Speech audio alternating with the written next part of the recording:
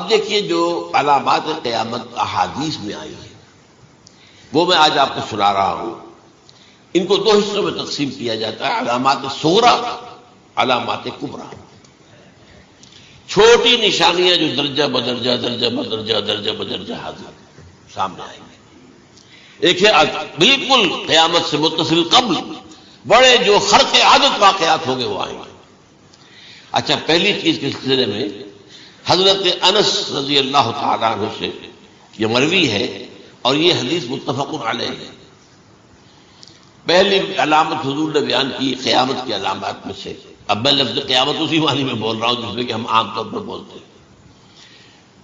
آپ نے فرمایا علم اٹھا لیا جائے گا، جہالت کا دورہ. اب یہ کون سا علم اٹھایا جائے گا؟ سائنس کا علم نہیں، دین کا علم.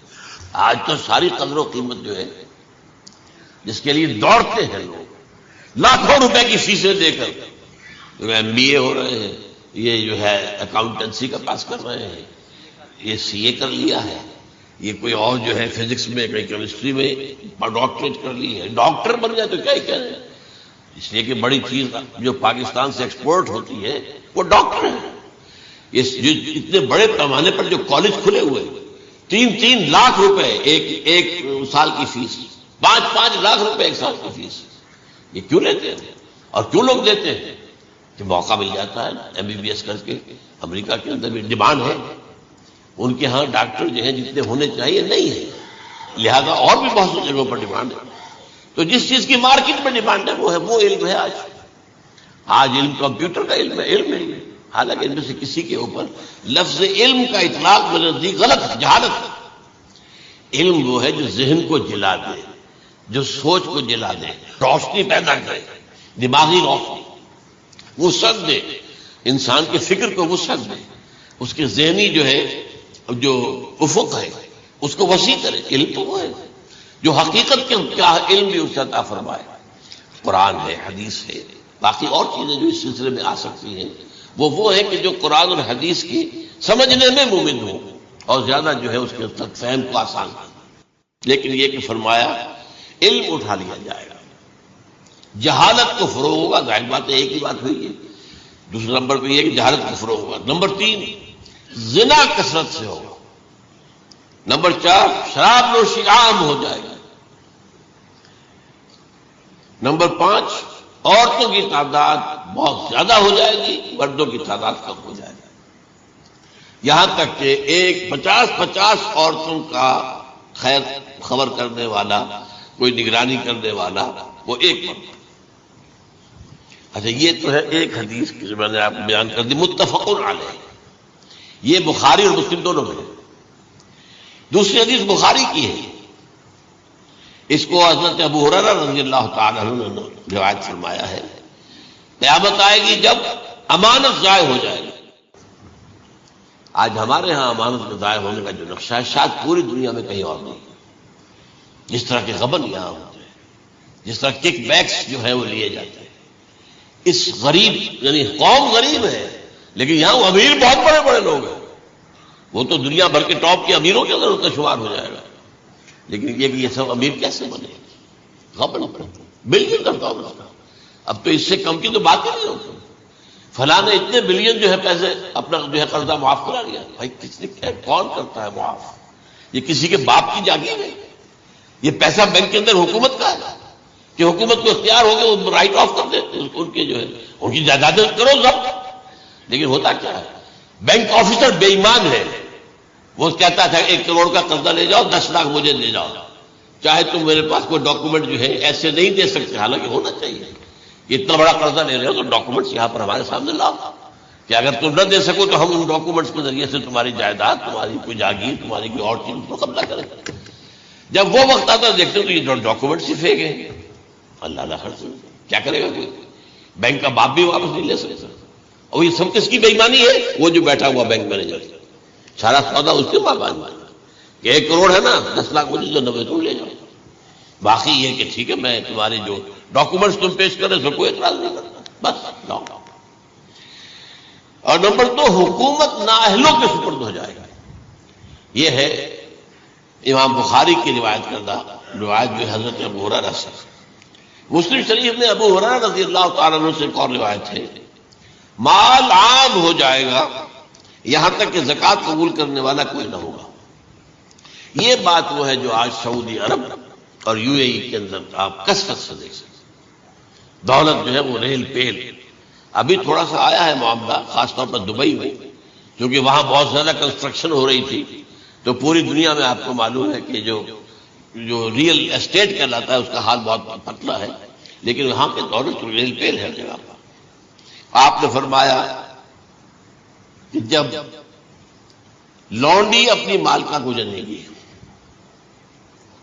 اور تم دیکھو گے کہ ننگے بدن ننگے پیر بھوکے ننگے بھیڑوں اور بکریوں کو چلانے والے اونچی سے اونچی عمارتیں بنانے میں ایک دوسرے کا مقابلہ کریں گے۔ اذا تلد الامۃ ربتها، کیا بات ہے، یہ خاص الفاظ کیوں کہے گئے؟ اولاد والدین کے سامنے دب کر رہتی تھی، کبھی سینہ تان کر بات نہیں کرتے تھے۔ ٹھیک ہے، کوئی بات آپ مان نہیں سکتے، ابا جان یہ بات تو میں نہیں کر سکتا، یا فرض کیجئے کہ وہ آپ کو کسی نیکی سے روک رہے ہیں، کہ دینی کام سے روک رہے ہیں، ابا جان یہ تو میں نہیں کروں گا، یہ تو دین کا فرض ہے، یہ کہیں آپ اور ڈٹ کر کہیں اور جمیں اس پر، لیکن یہ کہ کوئی سرکشی کا انداز نہ ہو، ایسا نہ ہو کہ اپنے جناب سیدھے کو تان کر کے کھڑے ہو جائے، میں نہیں کروں گا، یہ نہیں، یہ غلط ہے۔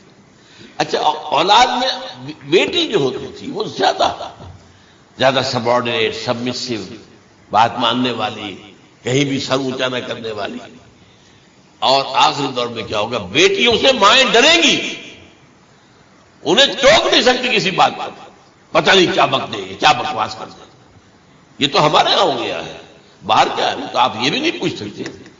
آپ کی 13 برس کی لڑکی آئی ہے رات کو 1 بجے، نہیں پوچھ سکتے کہاں رہی ہے، یہ رات کہاں گزاری، پوچھ ہی نہیں سکتے۔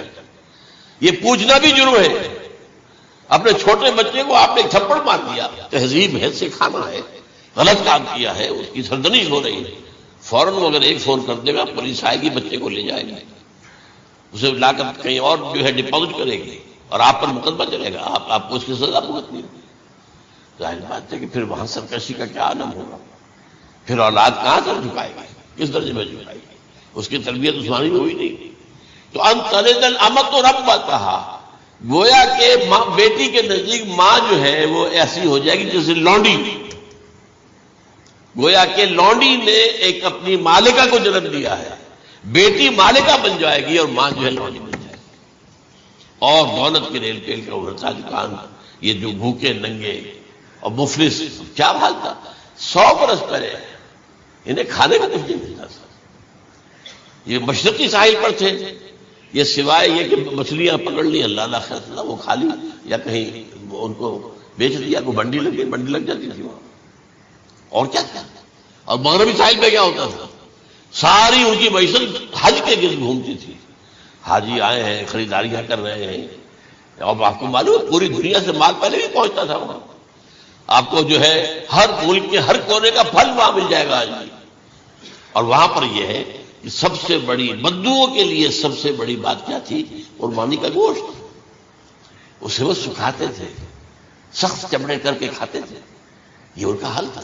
آج جا کر دیکھیے نئے شہر بن رہے ہیں، امریکنز کو کانٹریکٹ دیے جا رہے ہیں، بالکل ماڈرن شہر بنا دو، ایک ایبسولوٹلی ماڈرن شہر جو ہے، وہ جو مشرقی ساحل کے اوپر جو پہلے سے آرام کو سٹی ہے، امریکن سٹی ہو، اس کے اندر کوئی سعودی بھی داخل نہیں ہو سکتا سوائے جس کے پاس اس سٹی کی طرف سے لائسنس نہ ہو، اور اس کی 4 دیواری کے اندر، 4 دیواری کیا فصیل کے اندر کہیں گے، جو چاہو کرو، کوئی تم پر پابندی نہیں، ننگے نہاؤ، تالاب ہے نہا رہے، ننگی عورتیں ننگی مرد نہا رہے، کوئی پوچھنے والا نہیں۔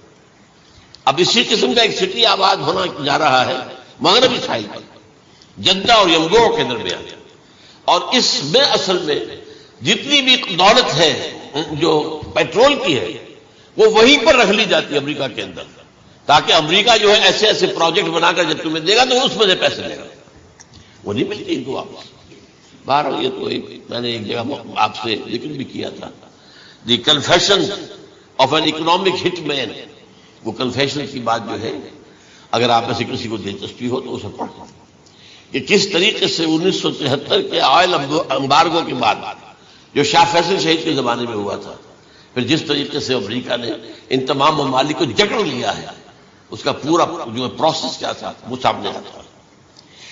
پر اس کے بعد آتا ہے علامات کبریٰ کا، بڑی علامتیں جو کہ بالکل خرق عادت کے انداز میں ہوگی، جن کا معاملہ جو ہے وہ آپ کے ناپ تول میں نہیں آ سکتا، آپ کی کیمسٹری فزکس ان کا جو ہے وہ نہیں کر سکتی، ادراک ہوگا یہ قیامت کی.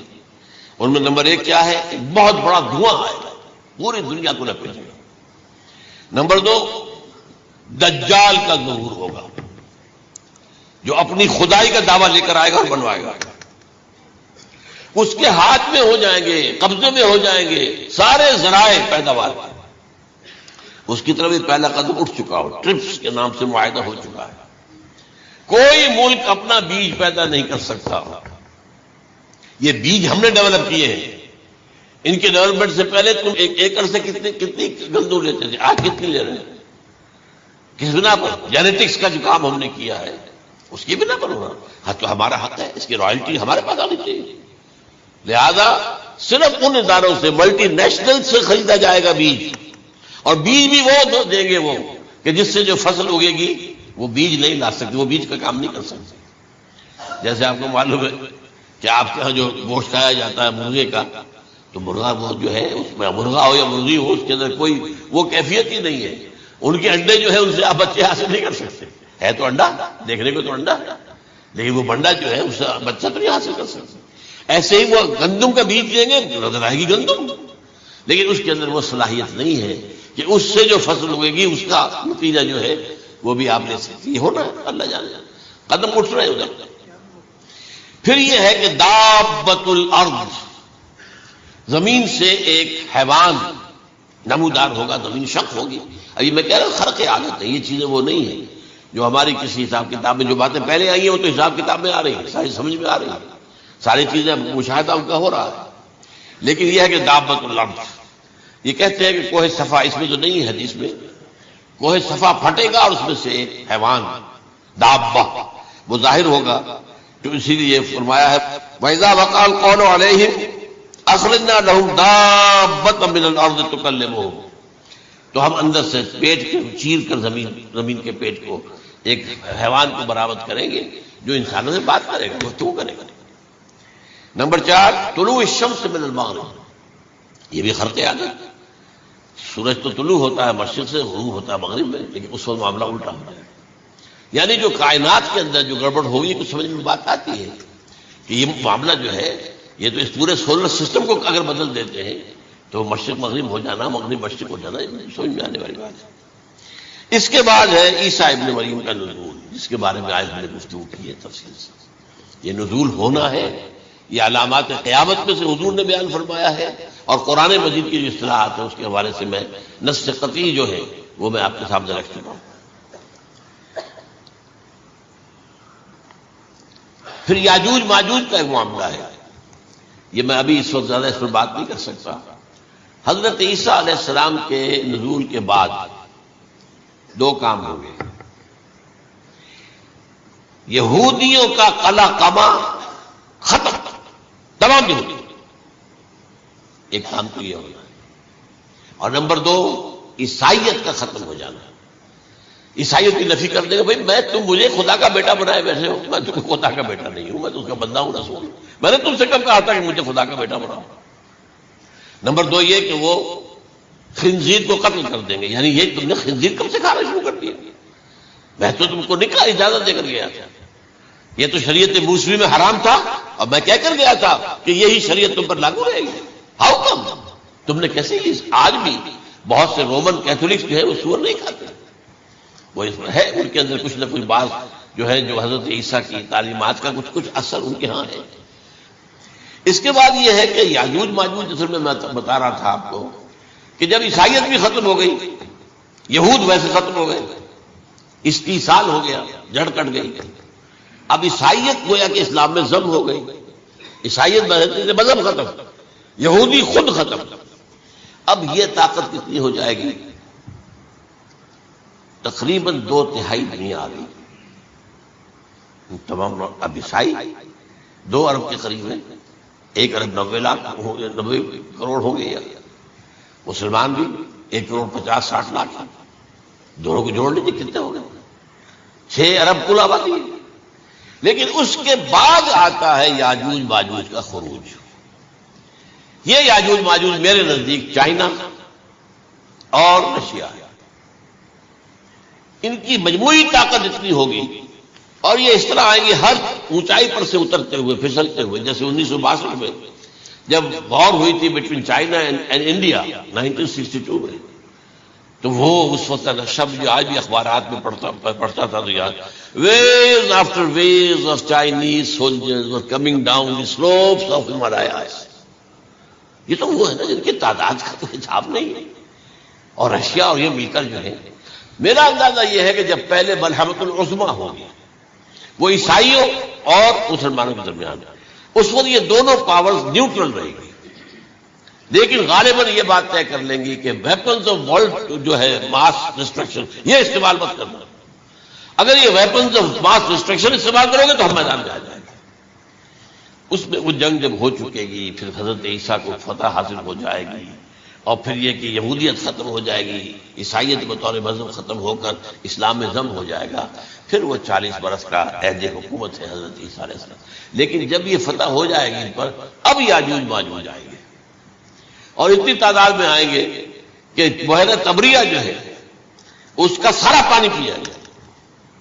یہ تو اگر آپ کو کبھی اندازہ ہو یا کوئی آپ جانے ان لوگوں کو جو ان چینیوں سے واقف ہیں، وہ کہتے ہیں زمین پر ہلتی ہوئی کوئی چیزوں سے وہ چھوڑی چھوڑی کھا جائے گا.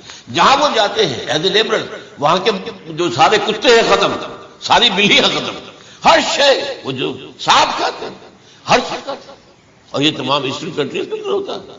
بڑی ڈیلیشس ڈشز ہیں یہ سانپ وغیرہ وغیرہ. اور یہ جس طرح کھا جائے، پانی ایک قطرہ نہیں رہے گا اس پر.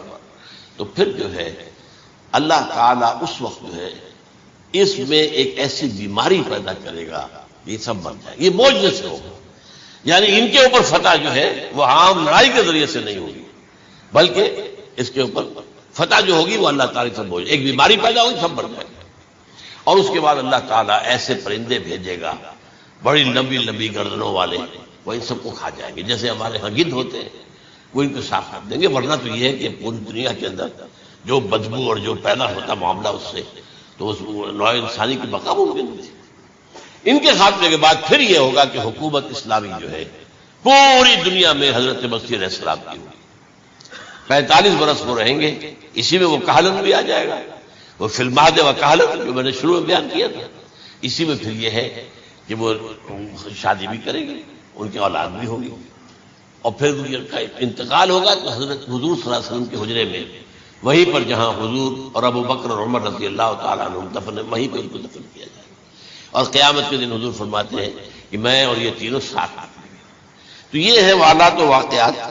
بہرحال اس میں یہ ہے کہ یہ نوٹ کر لیجئے کہ جہاں تک ہمارے ہاں آج کل کا معاملہ ہے، میرے نزدیک میں یہ کہنے پر مجبور ہوں، جو رفع و نزول مسیح کو نہیں مانتا وہ کم سے کم منکر حدیث ضرور ہے.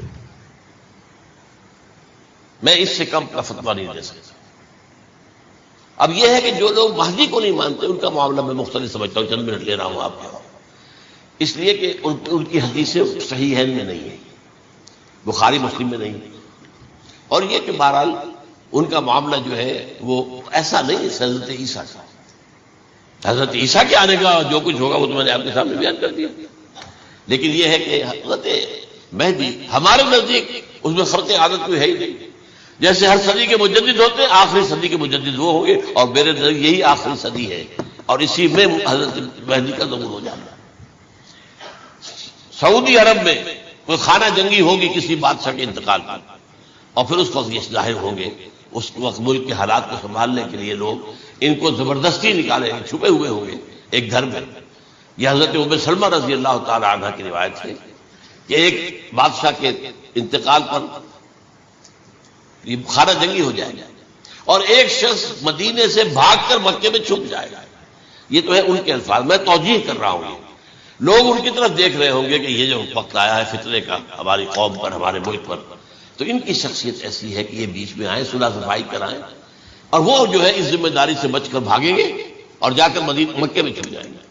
پھر لوگ انہیں تلاش کر کے نکالیں گے اور زبردستی ان کے ہاتھ میں بیٹھ کریں گے، ورنہ وہ اتنے بڑے منصب کو. اور پھر یہ بھی ہے، ایک حدیث میں آتا ہے یصلحوا فی لیلۃ واحدہ، ایک رات میں ان کی مکمل اصلاح کر دیں گے. یعنی اگر کوئی تھوڑا بہت نقص اور عیب ہوا بھی، کوئی کمی کوتاہی ہوئی بھی، تو اللہ تعالیٰ ایک رات میں اصلاح کروا دیں.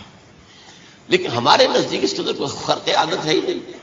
البتہ جو کہتے ہیں اہل تشیع، وہ خرق عادت ہے کہ ان کے 12ویں امام جو ہے وہ بچپن ہی کے اندر اس خوف سے کہ جو بنو عباس بادشاہ ہیں وہ ان کو قتل کر دیں گے، تو وہ ایک غار میں چھپا دیے گئے. اب وہ 1200 برس سے اس غار کے اندر چھپے ہوئے، اور اس کے بعد وہ ظاہر ہوگی، وہ امام مہدی ہوں گے. اس میں خرق عادت ہے. لیکن میں یہ کہتا ہوں کہ محض خرق عادت کی بنیاد پر ہم اس کی نفی نہیں کریں گے. کیوں؟ کیا ہم یہ نہیں مانتے کہ اصحاب کہف 300 برس تک سوئے رہے؟ یہ کیا عام بات ہے؟ حضرت عزیر علیہ السلام، اللہ نے انہیں موت دی، موت، اور 100 برس کے بعد زندہ کر کے اٹھا لیا. تو خرق عادت حضرت عیسیٰ کو ہم اتنا بڑا خرق عادت مانتے ہیں کہ اٹھا کر آسمان پر، تیسرے آسمان کے اوپر ہیں، موجود ہے، اب بھی ہے. شب معراج میں تیسرے آسمان پر حضور کی ملاقات ان سے ہوئی. تو یہ خرق عادت کی بنیاد پر نفی نہیں ہم کہتے ہو سکتا ہے، لیکن یہ کہ اس کے لیے ہمارے پاس کوئی دلیل نہیں، کوئی احادیث نہیں، کچھ نہیں، اس لیے ہم اس کو نہیں مانتے. البتہ خود وجود جو ہے حضرت مہدی کا، وہ کوئی عجیب بات نہیں ہے. وہ تو جیسے پہلے بھی آئے ہیں ہمارے مجددین، ایسے مجدد ہو گے اور دین کو تازہ کر دیں گے. ایک صحیح اسلامی ریاست جو ہے وہ عرب میں قائم ہو جائے گی دوبارہ. حضور نے فرمایا وہ عدل اور انصاف سے عرب کو اسی طرح بھر دے گا جیسے کہ وہ اس سے پہلے ظلم اور جور اور زیادتیوں کے اس سے بھری ہوئی ہوگی. تو یہ کام ہوگا، یہ تو مجدد کا کام ہوتا ہی ہے اس حوالے سے. لیکن بہرحال میں نے پھر بھی کہا کہ اگر احادیث کی کمزوری کی وجہ سے کہ صحیح عین میں نہیں ہے، اگر کوئی شخص انکار کرے تو مجھے کوئی اعتراض نہیں ہے، ٹھیک ہے. لیکن جو حضرت عیسیٰ کے نفع سماوی اور حضرت عیسیٰ کے نزول کا انکار کرتا ہے، وہ کم سے کم، میں انہیں اور آگے کوئی فتویٰ نہیں دیتا کہ وہ کافر ہو گئے یا یہ ہو گئے یا وہ ہو گئے، لیکن منکر حدیث کے لائن میں تو وہ لازماً کھڑے ہو گئے، کیونکہ اتنی واضح پکی حدیثیں ہیں حضرت مسیح کے نزول کی اور علامات قیامت میں جس طرح ان کا ذکر آتا ہے کہ اس سے انکار جو ہے وہ جب تک آپ پوری حدیث کے ذخیرے کا انکار نہ کریں اس وقت تک ممکن نہیں. کہ حالانکہ قائد اعظم کا کتنا بڑا احسان تھا کہ چودھری ظفر اللہ خان کو انہوں نے فارن منسٹر بنایا پاکستان کا، لیکن جب ان کا انتقال ہوا ہے قائد اعظم کا تو اس کی جنازے کی نماز میں شریک نہیں ہوا. وہ شخص موجود رہا. جو دوسرے ممالک کے سفراء آئے ہوئے تھے، ظاہر بات ہے وہ مسلمان تو نہیں تھے، کوئی عیسائی تھے یا کوئی اور تھے، ہندو تھے، بدھ تھے، جو بھی تھے. اب چونکہ قائد اعظم کا انتقال تھا ایک مملکت کے صدر کا، تو وہ لوگ سبھی موجود تھے، لیکن ظاہر ہے کہ وہ نماز میں شریک نہیں ہوئے، وہ مسلمان تو نہیں تھے. ان کے ساتھ کھڑا رہا یہ شخص. اس نے یہ بات، اور جب اس سے پوچھا گیا کہ تم شریک کیوں نہیں ہو تو اس نے کہا دیکھو بھائی، مجھے یا تو مسلمان سلطنت کا کافر وزیر سمجھ لو یا کافر سلطنت کا مسلمان وزیر سمجھ لو. میرے نزدیک یہ کافر سلطنت ہے، میں اس کا مسلمان وزیر ہوں کیونکہ میں قادیانی ہوں. اب تمہارے نزدیک یہ اسلامی مملکت ہے تو میں کافر ہوں، پھر میں اس کی نماز کیسے پڑھوں؟ تو بہرحال ان چیزوں کی وجہ سے جو دھوکہ دینے والا معاملہ ہو گیا، ورنہ کوئی اور لوگ ہو یہاں پہ، ہمیں ان سے تعارض نہیں ہے. عیسائی بھی ہیں، اپنی تبلیغ کرتے ہیں، کوئی خلاف ان کے رد عمل نہیں ہوتا، الا یہ کہ کہیں یہ واقعہ پیش آ جائے یا کوئی یعنی خام خواہ کو شوشہ کوئی شرارتی لوگ اٹھا دیں کہ انہوں نے قرآن کی یہ جو ہے بے حرمتی کی ہے، تو پھر تحقیق سے معلوم ہو سکتا ہے کہ واقعہ کی تھی کہ نہیں کی تھی. لیکن ایک وقت میں جو اس پر تو ان کا احتجاج ہوتا ہے، لیکن یہ کہ ان کے جو ہے چرچ ہے ان کی ساری اور تبلیغ ان کی ہو رہی ہے اور بڑھ بھی رہی ہے تعداد میں، لیکن اس کے خلاف کوئی رد عمل تو ہمارے یہاں نہیں. تو یہ ہے اصل میں وہ بات. تو اس پر جو گفتگو شروع ہوئی تھی میں آج اس کی تکمیل کرنے جا رہا ہوں. حضرت عیسیٰ علیہ السلام کی دوبارہ آمد کا تعلق ہے. اس کے ضمن میں قرآن مجید میں جو نص قطعی ہے وہ نص قطعی یہ ہے اِنَّهُ لَعِلْمٌ لِلسَّاعَةِ فَلَا تَمْتَرُنَّ بِهَا. حضرت عیسیٰ کا ذکر ہوا ہے سورہ جاسیہ میں، اور وہاں فرمایا گیا ہے کہ یہ عیسیٰ کا دوبارہ آنا قیامت کی علامت ہوگا، یعنی کہ اب قیامت بالکل قریب آ گئی ہے. اِنَّهُ لَعِلْمٌ لِلسَّاعَةِ. علم حاصل ہوگا ان کی دوبارہ آمد پر کہ اب قیامت جو ہے وہ سر پر آ گئی ہے۔ اچھا، اس کے ایک اور جو ہے ذرا بالواسطہ دلائل جو قرآن مجید میں آئے ہیں، ایک ان میں سے یہ ہے کہ سورہ آل عمران میں جہاں حضرت مریم کو بشارت دے رہا تھا فرشتہ کہ آپ کے ہاں ایک بیٹا ہوگا، وہ بڑی حیران تھی کہ میرے ہاں کیسے بیٹا ہو جائے گا، ماں کو تو بغیہ، میں تو کوئی بدکار عورت تو نہیں ہوں، نہ میری کوئی شادی ہوئی ہے ابھی۔ تو اس میں جو باتیں بیان کی تھی فرشتے نے، وہ جو بیٹا ہوگا اس کی کیا شان ہوگی، اس میں یہ الفاظ بھی آتے ہیں وَيُكَلِّمُ النَّاسَ فِي الْمَهْدِ وَكَهْلًا، وہ باتیں کرے گا، لوگوں سے گفتگو کرے گا جبکہ وہ پنگھوڑے میں ہوگا، بچہ ہوگا، گود میں ہوگا، اور کہل کے وقت، کہل کہتے ہیں جب آدمی عمر میں جو ہے 40-45 کا سے بھی اوپر ہو جائے، آپ پہلے طفل کہتے ہیں پھر جوان کہتے ہیں، عربی زبان میں شاب کا لفظ آتا ہے، بہت جوان، بڑی اچھی صحت میں ہے، اس کے بعد پھر ظاہر بات ہے ڈھلوان شروع ہوتی ہے، یہ کہل ہے۔ جب بڑھاپے کے آثار شروع ہوتے ہیں، بال سفید ہونے شروع ہوتے ہیں، تو یہ قبول۔ اب سوال یہ ہے اس گھوڑے میں بات کر دیں، یہ تو معجزہ ہے، لہذا اس کا ذکر یہاں پر مناسب ہے۔ یہ بڑے ہو کر بات کرنے کی کیا ضرورت تھی کہنے کی، وہ تو سبھی کرتے ہیں انسان، یہ اسی لیے کہ معلوم ہو کہ کہولت بھی انہیں آئے گی یاد۔ حالانکہ آپ کو معلوم ہے سب مانتے ہیں، عیسائی بھی مانتے ہیں، سب مانتے ہیں، 33 برس کی عمر میں انہیں اٹھا لیا گیا، اس دور میں تو کہولت آئی نہیں، اس لیے قرآن ذکر کر رہا ہے۔ اور یہ بات جو ہے دوسری مرتبہ آئی ہے، یہ سورہ المائدہ میں آیت نمبر 110 وَتُكَلِّمُ النَّاسَ فِي الْمَهْدِ وَكَهْلًا، صرف یہ ضمیر کا فرق ہے، وَيُكَلِّمُ النَّاسَ فِي الْمَهْدِ وَكَهْلًا اور وَتُكَلِّمُ النَّاسَ فِي الْمَهْدِ وَكَهْلًا، یہ ہے جب قیامت کے دن اللہ تعالیٰ حضرت عیسیٰ سے سوال کریں گے، اے عیسیٰ ابن مریم، کیا تم نے میری اجازت سے اور میری تائید سے یہ معجزے نہیں دکھائے، یہ معجزے نہیں دکھائے، میں نے تم پر یہ فضل نہیں کیا؟ اور یہ گویا کہ بالواسطہ عیسیٰ کے ماننے والوں سے خطاب ہے کہ اللہ تعالیٰ کے کتنے بڑے بڑے احسان ہوئے، اور اسی میں تم بات کرتے تھے لوگوں سے پنگھوڑے کے اندر بھی اور کہولت کی عمر میں بھی، تو یہ کہولت کی عمر کب آئی؟ حضرت عیسیٰ علیہ السلام۔ تو اس کے بغیر تو ممکن ہی نہیں ہے کہ وہ دوبارہ دنیا میں آئے، پھر ان کے اوپر وہ عمر آئے اور اس عمر کے اندر بھی وہ بات کریں گے۔ تو یہ میرے نزدیک قرآن مجید کے اندر دلائل ہیں اس چیز کے کہ حضرت عیسیٰ علیہ السلام کی دوبارہ جو ہے آمد ہوگی۔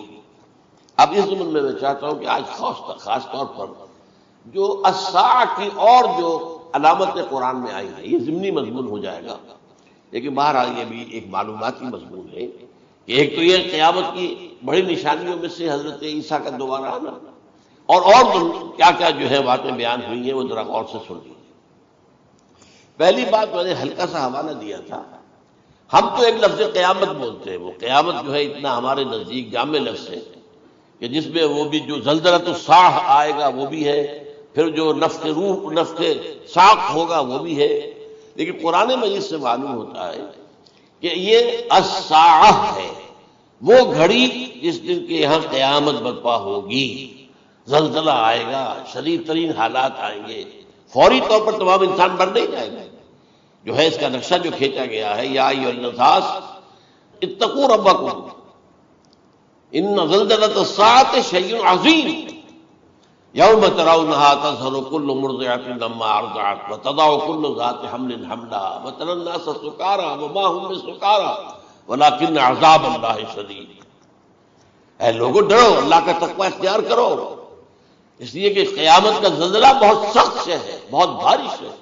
ان زلزلۃ الساعۃ شیء عظیم، جب پہاڑ چل رہے ہوں گے اور جو ہے انسان جو ہیں گے وہ جس طرح پروانے ہوتے ہیں، پتنگے ہوتے ہیں، ایسے اڑ رہے ہوں گے انسان، اور اس میں یہ بھی حال ہوگا کہ لوگ جو ہے ہر جو دودھ پلانے والی ہے وہ اپنے بچے کو بھول جائے گا، ظاہر بات ہے کہ اپنی پڑی ہوئی ہے مصیبت، حالانکہ سب سے زیادہ محبوب ترین شے دنیا میں اس سے اونچی محبت نہیں ہو سکتی جو ماں کو اپنے دودھ پیتے بچے سے ہوتی، انہیں بھول جائے تذہل کل مرضعۃ عما ارضعت، اور تمہیں ایسا محسوس ہوگا کہ لوگ کسی نشے کی کیفیت میں ہیں، یعنی وہ بدحواس ہیں، وہ بدحواس ہو گئے، لیکن یہ کہ وما هم بسکارى، اور وہ مدہوش نہیں ہوں گے، ولکن عذاب اللہ شدید۔ تو یہ ہے زلزلۃ الساعہ، وہ ایک خاص وقت جو ہے، ایک خاص گھڑی جس میں کہ یہ ہونا ہے۔ اس کے علاوہ قرآن مجید میں القارعہ، القارعہ والقارعہ وما ادراک ما القارعہ، یوم یکون الناس کالفراش المبثوث وتکون الجبال کالعہن المنفوش۔ اب یہ کیا ہے؟ یہ نقشہ قیامت، یہ وہی ہے الساعہ، القارعہ الساعہ۔ اسی کے ساتھ قرآن میں آتا ہے الواقعہ، اذا وقعت الواقعۃ لیس لوقعتها کاذبہ، تو یہ خافضۃ رافضہ، یہ الفاظ سورہ واقعہ میں ہے۔ اسی طریقے سے اور جو الحاقہ ما الحاقہ وما ادراک ما الحاقہ، یہ تمام جو الفاظ قرآن مجید میں آئے ہیں یہ آئے ہیں الساعہ کے لیے، قیامت کے لیے نہیں۔ قیامت میں بعد میں بتاؤں گا آپ۔ چنانچہ 3 نفخے ہیں جو قرآن سے ثابت ہیں۔ نفخ فی الصور، اور اس نفخ فی الصور کا یہ عالم ہوگا یوم ینفخ فی الصور ففزع من فی السماوات ومن فی الارض الا من شاء اللہ۔ جس دن پھونکا جائے گا سور میں، اور اس وقت صورتحال یہ ہو جائے گی کہ جو بھی آسمانوں میں ہے، زمین میں ہے، سخت پریشانی اور سخت پشیمانی اور ایک طرح کے مرعوبیت اور خائف ہو کر رہ جائیں گے، الا ان کے کہ جن کو اللہ چاہے، اس کے کوئی ملائکہ مقربین ہوں گے۔ من فی السماوات فی الارض ہے، اس کے ساتھ ہی یہ کہہ دیا گیا ہے، لیکن یہ باقی پورے لوگوں کے اوپر، پوری مخلوقات کے اوپر ایک جو ہے گھبراہٹ کی کیفیت طاری ہو جائے گی۔ تو یہ ہے پہلا فضا۔ دوسرا فضا کیا ہے؟ فضا صعق، صعق کہتے ہیں آدمی کا بے ہوش ہو جانا۔ یہ دوسری مرتبہ جب سور پھونکا جائے گا، وَنُفِخَ فِي الصُّورِ فَصَعِقَ مَن فِي السَّمَاوَاتِ وَمَن فِي الْأَرْضِ إِلَّا مَا شَاءَ اللَّهُ۔ یہ ہے کہ اس کے بعد وہ سب کے اوپر موت طاری ہو جائے گی۔ یہ دوسرے سور پھونکے جانے کے بعد پھر ثُمَّ نُفِخَ فِيهِ أُخْرَىٰ، پھر ایک مرتبہ اور پھونک ماری جائے گی۔ یہ تیسرا ہو رہا ہے فَإِذَا هُمْ قِيَامٌ يَنظُرُونَ، تو اچانک سب کے سب کھڑے ہوں گے اللہ کی طرف دیکھتے ہوئے۔ اب یہ جو ہے یہ ہے یوم القیامہ، قام یقوم قیامت، کھڑا ہوگا، کیونکہ اس دن یوم یقوم الناس لرب العالمین، جس دن کے تمام انسان جو ہے کھڑے ہو جائیں گے اپنے رب کے حضور، جس کا نقشہ کھینچا گیا ہے اذا دکت الارض دکا دکا وجاء ربک والملک صفا صفا۔ تو یہ سب کے سب انسان بھی جو ہے موجود ہوں گے، فرشتے صفے باندھے ہوئے ہوں گے، اور اللہ تعالیٰ جو ہے اپنے خاص عرش کے ساتھ یحمل عرشہ ثمانیہ، 8 فرشتے اس عرش کو اٹھائے ہوئے ہوں گے، جبکہ یہ آسمان پھٹے گا اور اس روئے ارضی پر اللہ تعالیٰ کا نزول ہوگا۔ یہ جو ہے ہمارا یوم القیامہ یہاں ہے، یوم القیامہ ہی میں جو فیصلے ہونے یہاں ہونے، قصہ زمین برسر زمین، جو نیکیاں تم نے یہاں کمائی ہیں یا جو بدیاں تم نے یہاں جن کا ارتکاب کیا کا فیصلہ یہاں ہوگا۔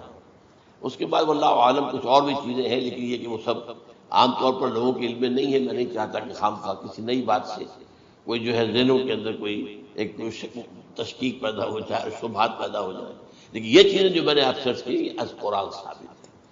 اسی زمین پر اترنا ہے، وجاء ربک والملک صفا صفا، یہ سب کے سب آئیں گے، اور ملائکہ، اور اس کے علاوہ جو ہے دوسرے مقامات پر جس کا نقشہ کھینچا گیا ہے سورۃ الحاقہ کے اندر ہے، اللہ کا عرش جو ہے 8 فرشتے اٹھائے ہوئے نیچے اتریں گے۔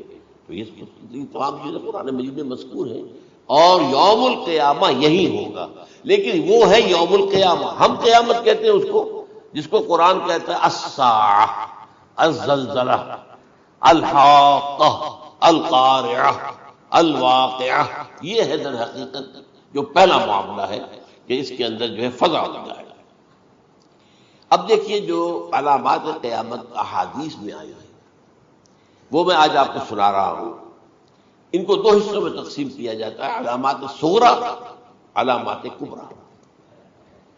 چھوٹی نشانیاں جو درجہ بدرجہ درجہ بدرجہ درجہ بدرجہ حاضر سامنے آئیں گے۔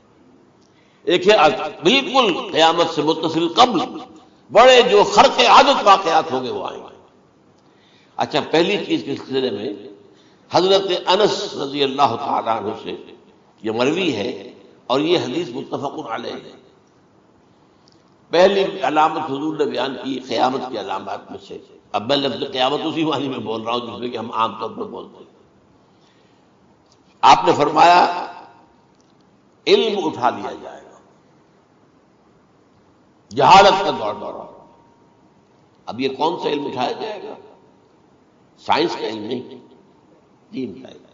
آج تو ساری قدر و قیمت جو ہے جس کے لیے دوڑتے ہیں لوگ، لاکھوں روپے کی فیسیں دے کر ایم بی اے ہو رہے ہیں، یہ جو ہے اکاؤنٹنسی کا پاس کر رہے ہیں، یہ سی اے کر لیا ہے، یہ کوئی اور جو ہے فزکس میں کوئی کیمسٹری میں ڈاکٹریٹ کر لی ہے، ڈاکٹر بن جائے تو کیا ہی کہہ رہے ہیں۔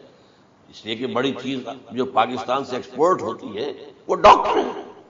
جو اتنے بڑے پیمانے پر جو کالج کھلے ہوئے، 3 لاکھ روپے ایک سال کی فیس، 5 لاکھ روپے ایک سال کی فیس، یہ کیوں لیتے ہیں اور کیوں لوگ دیتے ہیں؟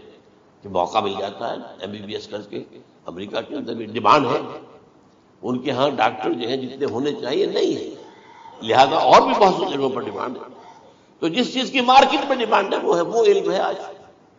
آج علم کمپیوٹر کا علم ہے، علم ہے، حالانکہ ان میں سے کسی کے اوپر لفظ علم کا اطلاق میرے نزدیک غلط ہے، جہالت۔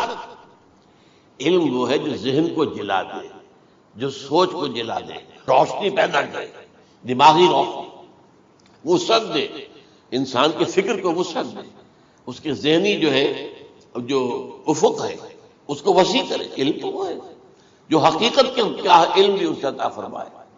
قرآن ہے، حدیث ہے، باقی اور چیزیں جو اس سلسلے میں آ سکتی ہیں وہ ہے کہ جو قرآن اور حدیث کی سمجھنے میں مومن ہو اور زیادہ جو ہے اس کے فہم کو آسان کرے۔ لیکن یہ کہ فرمایا علم اٹھا لیا جائے گا، جہالت کو فروغ ہوگا۔ ظاہر بات ہے ایک ہی بات ہوئی ہے۔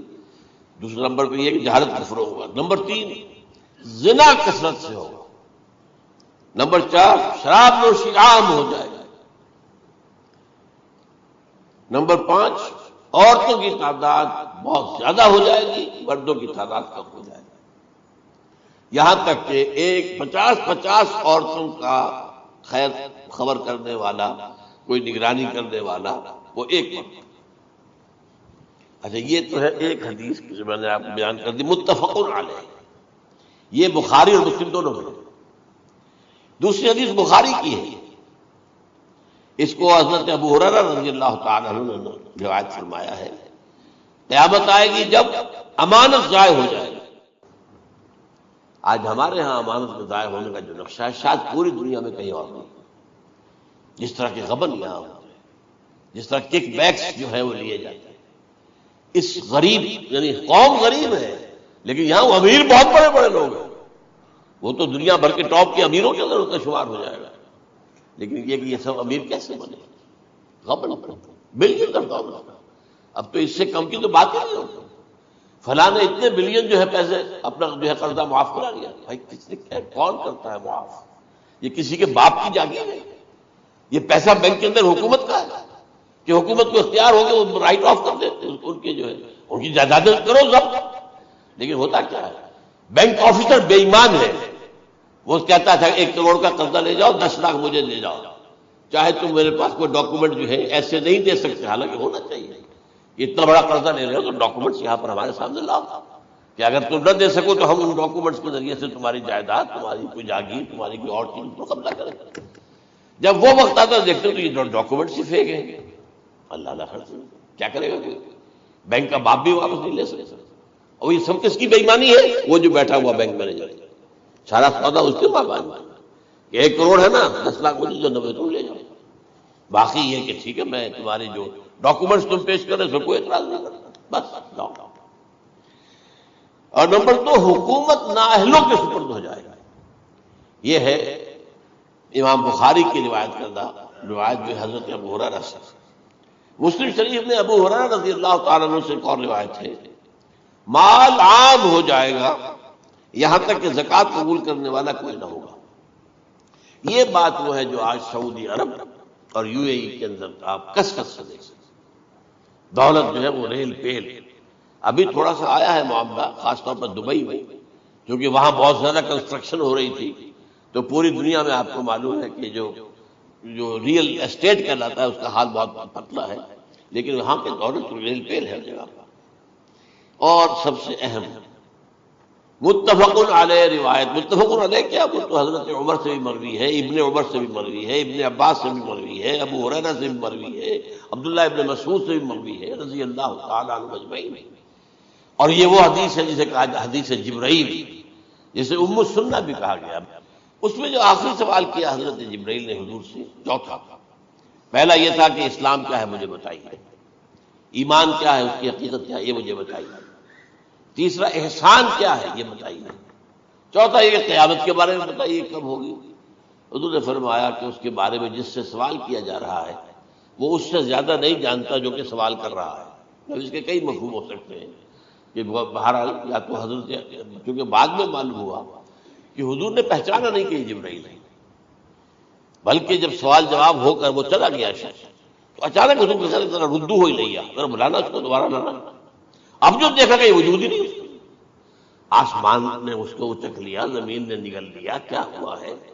پھر آپ نے یہ جبرائیل تھے جو تمہیں تمہارا دین سکھانے آئے تھے، جبکہ تم سوال نہیں کر رہے ہو۔ یہ بڑے بیسک چیز ہے، اس لیے کہ دنیا کے ہمارا نظام اسلام پر ہے، ایمان پر نہیں ہے، اس لیے کہ ایمان کو ویریفائی کر ہی نہیں سکتے۔ کیسے پتا ہوگا اس میں ایمان ہے یا نہیں ہے؟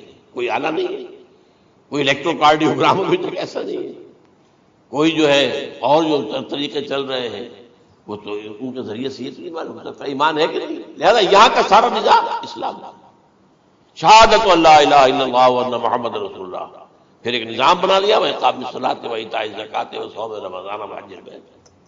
اس میں بھی یہ ہے کہ اگر کوئی نماز کو نہیں مانتا تو کافر ہوگا، لیکن نماز پڑھتا نہیں ہے تو کافر نہیں ہے، فاسق ہے، فاجر ہے، گناہ گار ہے، کمزور مسلمان ہے۔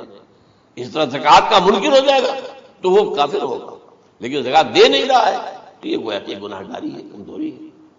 تو اس حوالے سے نوٹ کر لیجیے کہ یہاں کا دنیا کا سارا اسلامی نظام اور سارا کانسٹیٹیوشنل اور لیگل سسٹم جو ہے اسلام کا، وہ اقرار باللسان پر ہے۔ ایمان ہے وہ کہ جس کی بنیاد پر وہاں فیصلے ہوں گے۔ یہاں کوئی شخص مسلمانوں کا بڑا لیڈر ہے، بڑا علامہ ہے، بڑی اس کی قدر و منزلت ہے، اس کے ہاتھ چومے جا رہے ہیں، پاؤں چومے جا رہے ہیں، ہو سکتا ہے وہاں کہا جائے دفع ہو جاؤ، تمہارے دل میں ایمان نہیں تھی، تم نے یہ سب کچھ کیا تھا اس لیے کہ کہا جائے کہ بڑے عالم ہو، اور یہ کہا جائے فقط قیل۔ اب یہاں کچھ نہیں ہے تمہارے پاس، پھر فرشتوں کو حکم ہوگا کہ اس کو گھسیٹتے ہوئے جہنم میں ڈال دیں۔ تین باتیں بیان کیا، یہی حشر اس کا ہوگا مالدار کا۔ اللہ پوچھے گا میں نے تمہیں بہت مال دیا، تم نے کیا کیا؟ وہ کچھ گنوانا شروع کرے گا، اللہ فرمائے گا جھوٹ بول رہا ہے، قذبت تھا، تم نے یہ خیرات و صدقات اس لیے کیے تھے کہ تمہاری سخاوت کے ڈنکے بج جائے، تعریفیں کی جائے، وہ کی جائے گی، دنیا میں ڈنکا بج گیا، یہاں نہیں، وہ نیت دل میں کچھ اور تھی تمہارے۔ میں لیس البر ان تولوا وجوہکم، ہمارا قرآن مجید کا سبق، ہمارا منتخب نصاب کا نمبر 2 بڑی تفصیل سے بیان کیا۔ یہی معاملہ ہوگا اس عالم کا، اللہ فرمائے گا میں نے تمہیں علم دیا، تم نہیں، وہ کہے گا میں نے علم پھیلایا لوگوں میں ہدایت کی، جھوٹ بول رہا ہے، تم نے تو صرف اس لیے کیا تھا، تمہاری نیت یہ تھی کہ بڑا عالم شخص ہے، بڑا فاضل شخص ہے، تو یہ سب کہا جاتا ہے۔ تو وہاں کا معاملہ جو ہے وہ اسلام پر نہیں ہے۔ یا آپ دکھائیں گے دیکھیے میرا آئیڈینٹی کارڈ، اس پہ اسلام میرا مذہب لکھا ہوا ہے، یا یہ میرا پاسپورٹ ہے، آئیڈینٹیفیکیشن کے لیے دنیا میں عام طور پہ یہ چیزیں ہوتی ہیں، کوئی تعلق نہیں۔ آخرت کا معاملہ کسی اور شے پر ہے، وہ تو ایمان دل میں ہے، اور تمہارے تمام جو حرکات ہیں، اعمال ہیں، ان سب کے اندر جب تک کہ اصل جو قوت متحرکہ ہے وہ اللہ کی محبت نہ بن جائے، اخلاص للہ، بحب اللہ للہ، اور یہ کہ یہ تمام چیزیں جیسا کہ فرمایا، ایک حدیث بڑی پیاری ہے، ایمان کی تکمیل کی علامت کیا ہے؟ فرمایا من احب للہ وابغض للہ ومنع للہ واعطى للہ فقد استکمل الایمان۔ جس شخص نے محبت جس سے بھی کی، اللہ کے لیے کی، اپنے مفادات کے لیے نہیں، رشتہ داری کی بنیاد پر نہیں، محبت اوپر ہو جائے، رشتہ دار کا حق ہے دو، بیوی کے حقوق ہے دو، لیکن محبت یہ اللہ کے لیے ہو کہ فلاں شخص سے مجھے محبت اللہ نے، اور اگر نفرت رکھی تو اللہ کی وجہ سے، اس لیے رکھی کہ وہ اللہ کے دین سے دور ہے، وہ اللہ کے راستے پر نہیں آ رہا ہے، وہ فسق و فجور کی جو ہے زندگی کو آنا. اس میں بھی یہ ہے کہ یہ نہیں ہے تعلق قطع کر لو. تعلق قطع کرو گے تو تبلیغ اور اصلاح کا موقع کہاں رہے گا؟ لیکن دلی محبت نہیں ہوگی اس میں. تو اگر محبت ہے تو اللہ کے لیے، اور نفرت ہے تو اللہ کے لیے. اور کسی کو کچھ دیا ہے تو اس لیے کہ اللہ کا حکم ہے کہ دوں، اور کسی سے کچھ روکا ہے تو اس لیے کہ اللہ کا حکم ہے کہ روکو. اس کو نہیں دینا. فقد استکمل الایمان، تو اس شخص نے ایمان کی تکمیل کی. یہ ہے اصل جو ڈیسائیڈنگ فیکٹر ہے، وہ یہ ہے. اور اس ایمان کی پہلی علامت کیا ہے؟ کیسے معلوم ہو میرے اندر ایمان ہے؟ پہلی علامت سب سے کم تر درجے کا ایمان. اس میں فرمایا گیا اذا اساءت کا سیئۃ وحسنت کا حسنۃ فانت مؤمن. اگر کوئی اچھا کام کر کے خوشی ہو اور کوئی برا کام ہو جائے تو ملامت ہو، یہ کیا کر بیٹھا، یہ میں نے کیا کیا ہے، یہ مجھے نہیں کرنا چاہیے تھا. یہ اگر احساس ہے نیکی اور بدی تو تمہارے اندر ایمان ہے. یہ ایمان ہے ادنیٰ درجے. اور وہ ایمان محب للہ ہے، وابغض للہ ہے، واعطى للہ ہے، ومنع للہ ہے، فقد استکمل الایمان. اچھا، یہ جو متفق علیہ حدیث ہے جو حضرت جبرائیل کی ہے، اس میں پھر انہوں نے کہا کہ اچھا اگر آپ مجھے یہ کب ہوگی قیامت نہیں بتا سکتے تو اس کی کچھ علامتیں بتائیے. یہ بڑی عظیم تھا، کیونکہ یہ تو تمام احادیث کے اندر میں نے عرض کیا نا کہ سب سے زیادہ صحابہ سے منقول ہے. اور آپ نے فرمایا کہ جب لونڈی اپنی مالکہ کو جنے گی اور تم دیکھو گے کہ ننگے بدن ننگے پیر بھوکے ننگے بھیڑوں اور بکریوں کو چرانے والے اونچی سے اونچی عمارتیں بنانے میں ایک دوسرے کا مقابلہ کریں. اذا تلد الامۃ ربتها، کیا بات ہے. یہ خاص الفاظ کیوں کہے گئے؟ اولاد والدین کے سامنے دب کر رہتی تھی، کبھی سینہ تان کر بات نہیں کرتے تھے. ٹھیک ہے، بات آپ مان نہیں سکتے، ابا جان یہ بات تو میں نہیں کر سکتا. یا فرض کیجئے کہ وہ آپ کو کسی نیکی سے روک رہے ہیں، کہ دینی کام سے روک رہے ہیں، ابا جان یہ تو میں نہیں کروں گا، یہ تو دین کا فرض ہے. یہ کہیں آپ اور ڈٹ کر کہیں اور جمیں اس پر. لیکن یہ کہ کوئی سرکشی کا انداز نہ ہو. ایسا نہ ہو کہ اپنے جناب سیدھے کو تان کر کے کھڑے ہو جائے، میں نہیں کروں گا. یہ نہیں، یہ غلط ہے. اچھا، اولاد میں بیٹی جو ہوتی تھی وہ زیادہ سبارڈینیٹ، سبمسیو، بات ماننے والی، کہیں بھی سر اونچا نہ کرنے والی. اور آخری دور میں کیا ہوگا؟ بیٹیوں سے مائیں ڈریں گی، انہیں ٹوک نہیں سکتی کسی بات پر. پتہ نہیں کیا بک دے گی، کیا بکواس کر سکتے. یہ تو ہمارے یہاں ہو گیا ہے. باہر کیا ہے تو آپ یہ بھی نہیں پوچھ سکتے. آپ کی 13 برس کی لڑکی آئی ہے رات کو 1 بجے، نہیں پوچھ سکتے کہاں رہی ہے، یہ رات کہاں گزاری، پوچھ ہی نہیں سکتے. یہ پوچھنا بھی جرم ہے. اپنے چھوٹے بچے کو آپ نے تھپڑ مار دیا، تہذیب ہے، سکھانا ہے، غلط کام کیا ہے، اس کی سرزنش ہو رہی ہے. فوراً وہ اگر ایک فون کر دے گا پولیس آئے گی، بچے کو لے جائے گا، اسے لا کر کہیں اور جو ہے ڈپازٹ کرے گی اور آپ پر مقدمہ چلے گا. آپ کو اس کی سزا بھگتنی. ظاہر بات ہے کہ پھر وہاں سرکشی کا کیا عالم ہوگا. پھر اولاد کہاں سر جھکائے گا، کس درجے میں جھکائے گا. اس کی تربیت عثمانی میں ہوئی نہیں. تو ان تلد الامۃ ربتہا، گویا کہ ماں بیٹی کے نزدیک ماں جو ہے وہ ایسی ہو جائے گی جیسے لونڈی. گویا کہ لونڈی نے ایک اپنی مالکہ کو جنم دیا ہے، بیٹی مالکہ بن جائے گی اور ماں جو ہے لونڈی بن جائے گی. اور دولت کے ریل پیل کا اڑتا دکان، یہ جو بھوکے ننگے اور مفلس، کیا حال تھا 100 برس پہلے. انہیں کھانے کا کچھ نہیں ملتا تھا. یہ مشرقی ساحل پر تھے، یہ سوائے یہ کہ مچھلیاں پکڑ لی، اللہ اللہ خیر وہ کھا لی، یا کہیں ان کو بیچ دیا، کوئی بنڈی لگ گئی، بنڈی لگ جاتی تھی. اور کیا تھا. اور مغربی ساحل پہ کیا ہوتا تھا؟ ساری ان کی معیشت حج کے گرد گھومتی تھی. حاجی آئے ہیں، خریداریاں کر رہے ہیں، اور آپ کو معلوم ہے پوری دنیا سے مال پہلے بھی پہنچتا تھا وہاں. آپ کو جو ہے ہر ملک کے ہر کونے کا پھل وہاں مل جائے گا آج. اور وہاں پر یہ ہے کہ سب سے بڑی بدبوؤں کے لیے سب سے بڑی بات کیا تھی؟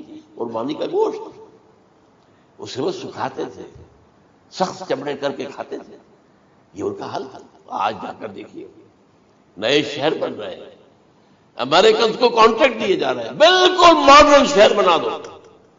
ایک ایبسلیوٹلی ماڈرن شہر جو ہے وہ جو مشرقی ساحل کے اوپر جو پہلے سے آرام کو سٹی ہے، امریکن سٹی ہو، اس کے اندر کوئی سعودی بھی داخل نہیں ہو سکتا سوائے جس کے پاس اس سٹی کی طرف سے لائسنس نہ ہو. اور اس کی چار دیواری کے اندر، چار دیواری کیا فصیل کے اندر کہیں نہیں، جو چاہو کرو، کوئی تم پر پابندی نہیں. ننگے نہاؤ، تالاب ہے نہا رہے، ننگی عورتیں ننگی مرتے نہا رہے، کوئی پوچھنے والا. اب اسی قسم کا ایک سٹی آباد ہونا جا رہا ہے مغربی ساحل پر، جدہ اور ینبوع کے درمیان. اور اس میں اصل میں جتنی بھی دولت ہے جو پیٹرول کی ہے وہ وہیں پر رکھ لی جاتی ہے امریکہ کے اندر، تاکہ امریکہ جو ہے ایسے ایسے پروجیکٹ بنا کر جب تمہیں دے گا تو اس میں سے پیسے دے گا، وہ نہیں ملتی ان کو واپس. بہرحال یہ تو میں نے ایک جگہ آپ سے ذکر بھی کیا تھا، دی کنفیشن آف این اکنامک ہٹ مین.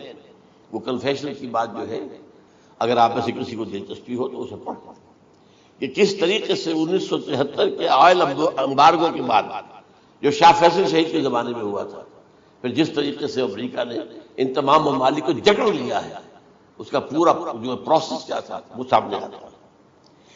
پر اس کے بعد آتا ہے علامات کبریٰ کا، بڑی علامتیں جو کہ بالکل خرق عادت کے انداز میں ہوگی، جن کا معاملہ جو ہے وہ آپ کے ناپ تول میں نہیں آ سکتا، آپ کی کیمسٹری فزکس اس کا جو ہے وہ نہیں کر سکتی، ادراک ہوگا یہ قیامت کی. ان میں نمبر ایک کیا ہے، بہت بڑا دھواں آئے گا پوری دنیا کو لپیٹے گا. نمبر دو، دجال کا ظہور ہوگا جو اپنی خدائی کا دعویٰ لے کر آئے گا اور بنوائے گا. اس کے ہاتھ میں ہو جائیں گے، قبضے میں ہو جائیں گے سارے ذرائع پیداوار. اس کی طرف بھی پہلا قدم اٹھ چکا ہو، ٹرپس کے نام سے معاہدہ ہو چکا ہے. کوئی ملک اپنا بیج پیدا نہیں کر سکتا. یہ بیج ہم نے ڈیولپ کیے ہیں. ان کے ڈیولپمنٹ سے پہلے تم ایک ایکڑ سے کتنی گندم لیتے تھے، آج کتنی لے رہے ہیں؟ کس بنا پر؟ جینیٹکس کا جو کام ہم نے کیا ہے اس کی بنا پر ہو رہا. ہاں تو ہمارا حق ہے، اس کی رائلٹی ہمارے پاس آنی چاہیے. لہذا صرف ان اداروں سے، ملٹی نیشنل سے خریدا جائے گا بیج، اور بیج بھی وہ دیں گے وہ کہ جس سے جو فصل اگے گی وہ بیج نہیں لا سکتے، وہ بیج کا کام نہیں کر سکتے.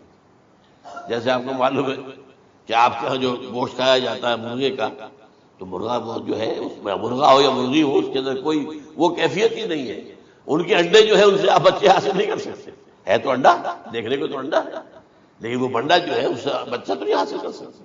ایسے ہی وہ گندم کا بیج دیں گے، نظر آئے گی گندم، لیکن اس کے اندر وہ صلاحیت نہیں ہے کہ اس سے جو فصل ہوئے گی اس کا نتیجہ جو ہے وہ بھی آپ لے سکتے. یہ ہونا ہے، اللہ جانے، قدم اٹھ رہے ادھر.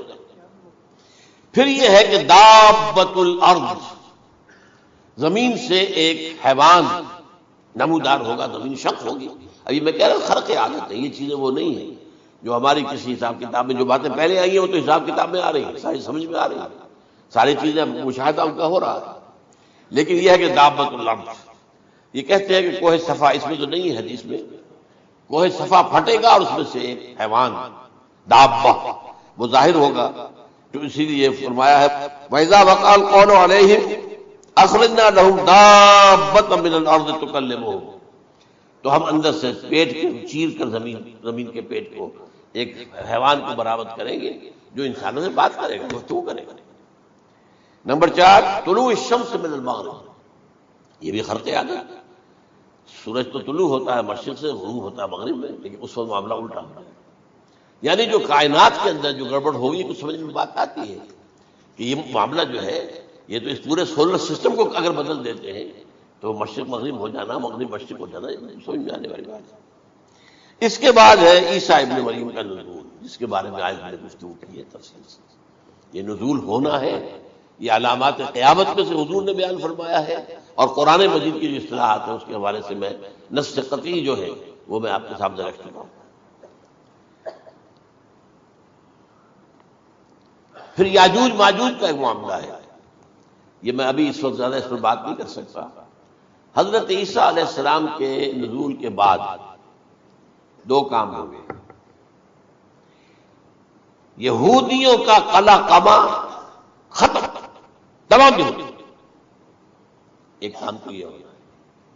اور نمبر دو، عیسائیت کا ختم ہو جانا. عیسائیت کی نفی کر دے گا. بھائی تم مجھے خدا کا بیٹا بنائے بیٹھے ہو، میں تم خدا کا بیٹا نہیں ہوں، میں تو اس کا بندہ ہوں، رسول. میں نے تم سے کب کہا تھا کہ مجھے خدا کا بیٹا بناؤ. نمبر دو یہ کہ وہ خنزیر کو قتل کر دیں گے. یعنی یہ تم نے خنزیر کب سے کھانا شروع کر دیا؟ میں تو تم کو نکاح اجازت دے کر گیا تھا. یہ تو شریعت موسوی میں حرام تھا اور میں کہہ کر گیا تھا کہ یہی شریعت تم پر لاگو رہے گی. How come? تم نے کیسے کی؟ آج بھی بہت سے رومن کیتھولکس جو ہے وہ سور نہیں کھاتے.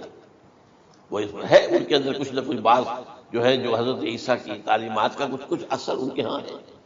میں تو ایک مرتبہ، یہ 1971 کی بات ہے، 4-5 دن کے لیے برسلز میں رکا تھا، اس لیے کہ وہاں مجھے ایک صاحب نے خط لکھا تھا کہ وہاں ایک نوجوان ہے، ابھی ایمان لایا ہے اور اس کے کچھ مسائل ہیں، ہم کوشش کر رہے ہیں کہ مسائل حل کریں. آپ بھی جا رہے ہیں. میں انگلینڈ جا رہا تھا تو واپسی پر آپ ان کے یہاں چند دن ٹھہرے. میں حیران ہوا. ویسے اس نے مجھے اپنے گھر ٹھہرایا نہیں، اس لیے کہ ماں باپ تو اس کے کرسچن تھے اور پولیس کا چیف آفیسر اس کا باپ تھا، چیف آف پولیس فورس. اس نے مجھ سے ایک دن کھانے پہ بلایا، میں سے بغیر ہوٹل میں ٹھہرایا. اس نے کہا آپ اطمینان سے یہاں کھانا کھائیں، اس گھر میں نہ آج تک کوئی شراب کی بوند آئی ہے اور نہ ہی کوئی بوٹی آئی ہے سور. Roman Catholic. اب اکلوتا بیٹا تھا عبدالعزیز، نے بعد میں بیٹا وان کینٹر اس کا نام تھا جو کہ اوریجنل تھا. پھر اس نے نام رکھا عبدالعزیز وان کینٹر، پرانا نام بھی بحال. نہایت خوبصورت. 28 سال کی عمر تھی اور اس وقت میں نے دیکھا تھا کہ اس کی فقہی معلومات جو ہے میری معلومات سے 10 گنا زیادہ. اس کی وجہ کیا ہے؟ وہ گیا تھا موراکو میں ایز اے ٹیچر ملازمت کرنے، پیسہ کمانے. وہاں وہ مسلمانوں سے اس کا ہوا ربط ہوا، اسلام کی تعلیمات سامنے آئی، اسلام لے آیا. اب اکلوتا بیٹا ہے اور ماں باپ جو ہے کرسچن کیتھولکس. جب وہاں سے واپس آیا تو پھر کہتے ہیں کہ ہمارے درمیان ایک معاہدہ ہے، وی آر لیونگ ٹوگیدر، لیکن یہ معاہدہ ہے ہم مذہب پہ بات نہیں کریں گے، بس باقی جو بھی ہے وہ ساتھ رہ رہے ہیں. لیکن میں حیران ہوا، مجھے معلوم نہیں تھا. اچھا اس کے بعد اس نے جب اسلام کا فیصلہ کیا تو اس کے سامنے سوال آیا کون سی فقہ اختیار کرے. تو اس نے بڑی جو ہے تھورو اسٹڈی کی ہے تمام فقہوں کی، کمپیریٹو اسٹڈی. ان کو کرنے کے بعد پھر فائنل فیصلہ اس کا یہ تھا کہ حنبلی فقہ میں اختیار کروں گا.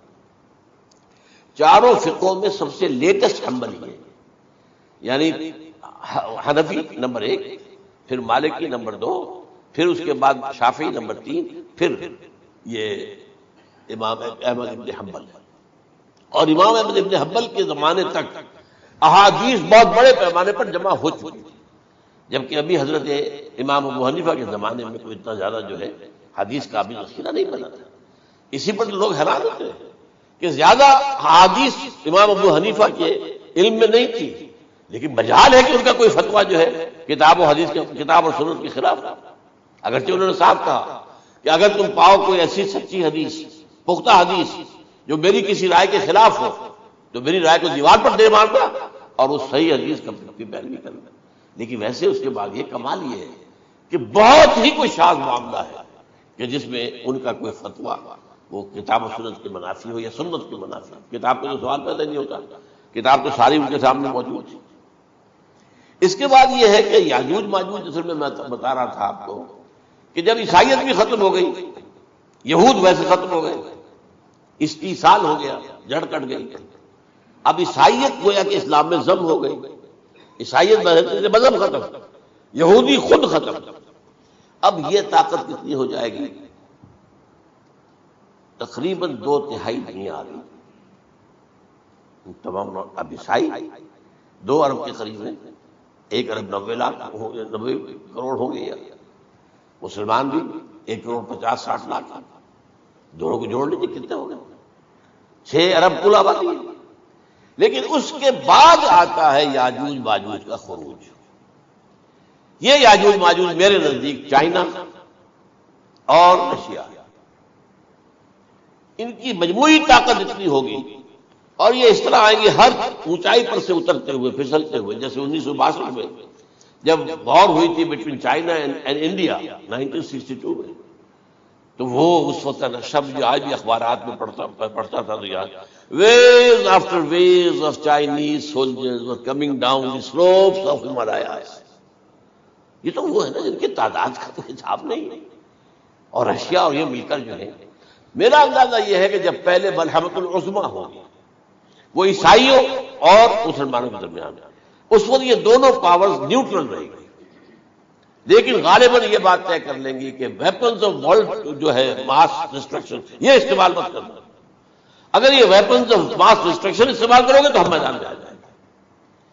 اس میں وہ جنگ جب ہو چکے گی, پھر حضرت عیسیٰ کو فتح حاصل ہو جائے گی, اور پھر یہ کہ یہودیت ختم ہو جائے گی, عیسائیت بطور مذہب ختم ہو کر اسلام میں ضم ہو جائے گا, پھر وہ 40 برس کا عہد حکومت ہے حضرت عیسیٰ علیہ السلام.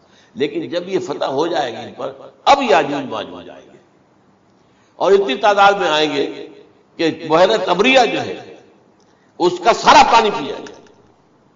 یہ تو اگر آپ کو کبھی اندازہ ہو یا کوئی آپ جانے ان لوگوں کو جو ان چینیوں سے واقف ہیں, وہ کہتے ہیں زمین پر ہلتی ہوئی کوئی چیزوں سے وہ چھوڑی چھوڑی کھا جائے گا. جہاں وہ جاتے ہیں ایز اے لیبرر, وہاں کے جو سارے کتے ہیں ختم, ساری بلیاں ختم, ہر شے وہ جو سانپ کھاتے ہیں ہر چیز.